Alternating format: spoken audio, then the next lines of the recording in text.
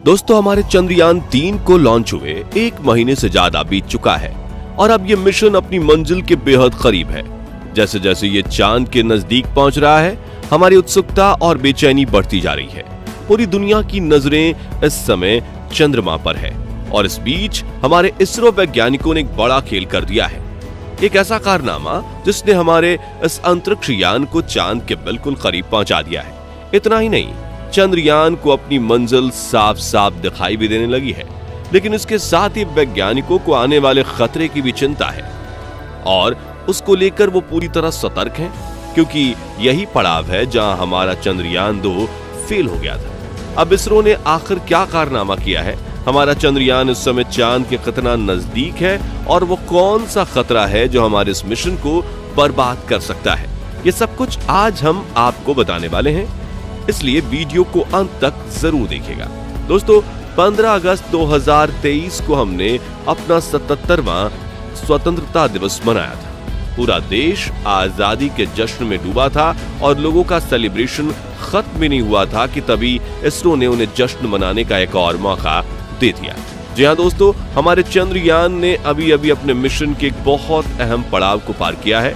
अब ये सब कैसे हुआ, चलिए इसके बारे में आपको डिटेल से बताते हैं।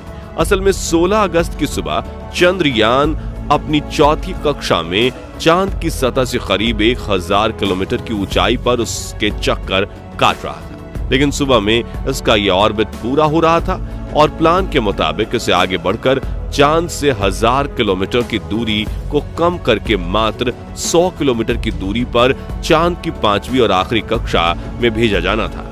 हमारे इसरो के वैज्ञानिक बेंगलुरु स्थित ISRO telemetry tracking and command network इस ट्रैक में अपने इस पड़ाव के लिए पूरी तरह तैयार थे।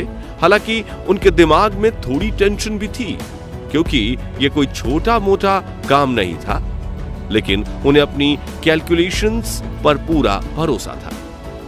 इसी के चलते सुबह के करीब 8:39 पर वैज्ञानिकों ने एक बटन दबाया और चंद्रयान के इंजन को चालू करके उसे चांद की 100 x 100 किलोमीटर वाली 5वीं कक्षा में धकेल दिया।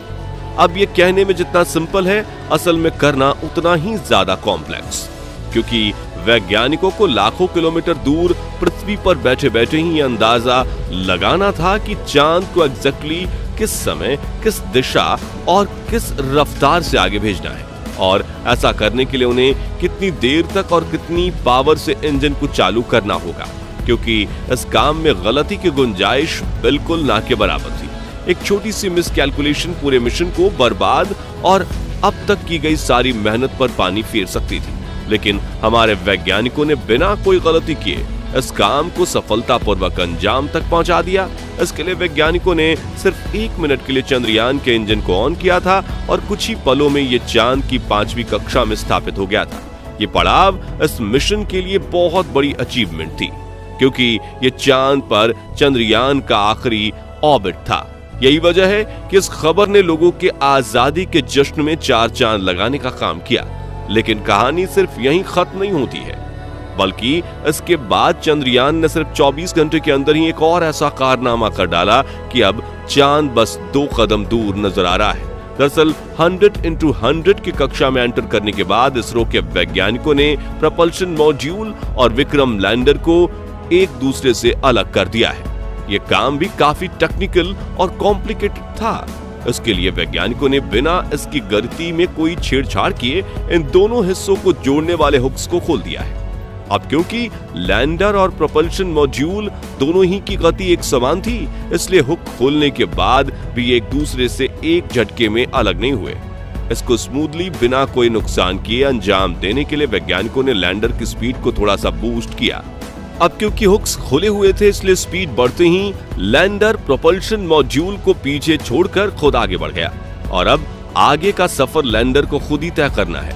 इसके लिए इसरो का प्लान ये है कि 18 और 19 अगस्त को लैंडर की डी-ऑर्बिटिंग स्टार्ट कर दी जाएगी, यानी इसके ऑर्बिट को छोटा करने के साथ चांद की सतह से इसकी दूरी भी कम की जाएगी। इस तरह आने वाले 1-2 दिन में विक्रम लैंडर 100x30 किलोमीटर की कक्षा में पहुंच जाएगा और इसी तरह धीरे धीरे आगे बढ़ते हुए पहले ये अपनी लैंडिंग साइट को डिटेक्ट करेगा और उसके बाद अपने रेट्रो बूस्टर्स की मदद से 23 अगस्त के दिन शाम को करीब 5:47 पर हमारा चंद्रयान चांद की सतह पर उतर जाएगा।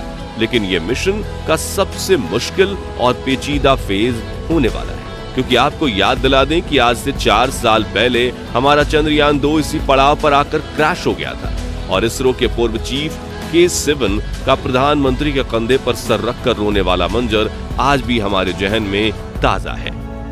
तो अब सवाल ये उठता है कि चंद्रयान 3 का हाल चंद्रयान 2 जैसा ना हो, इसके लिए वैज्ञानिकों ने क्या तैयारियां और क्या बदलाव किए हैं। लेकिन इसका जवाब जानने से पहले चलिए हम आपको बताते हैं कि चंद्रयान 2 आखिर क्रैश क्यों हुआ था।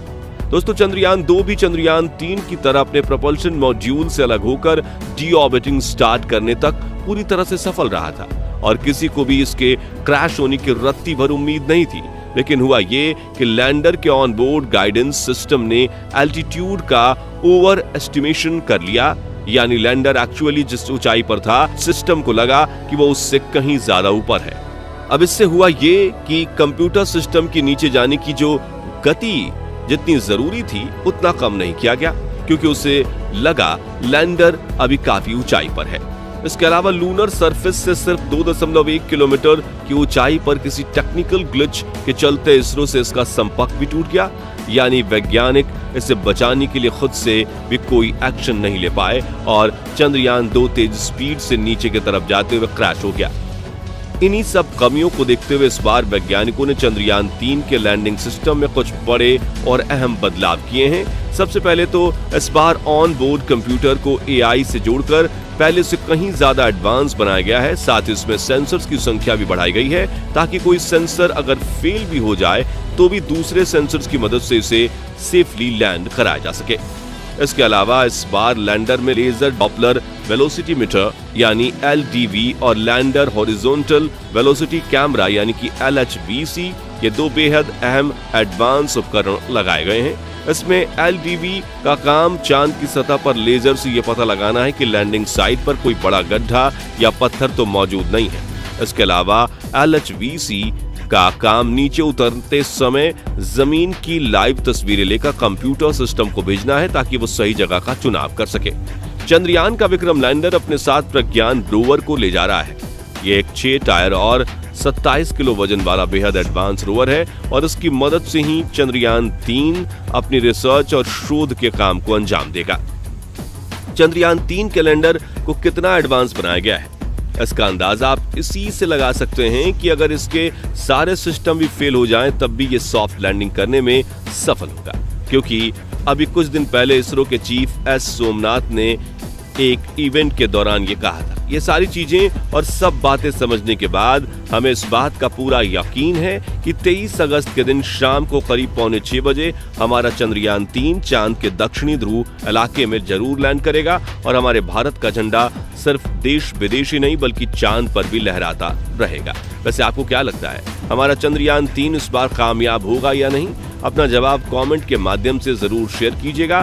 बाकी हमारी आज की इस वीडियो में बस इतना ही। वीडियो अच्छी लगी हो तो इसे लाइक और शेयर जरूर करना और अगर आप चैनल पर नए हैं तो चैनल को सब्सक्राइब भी जरूर करें।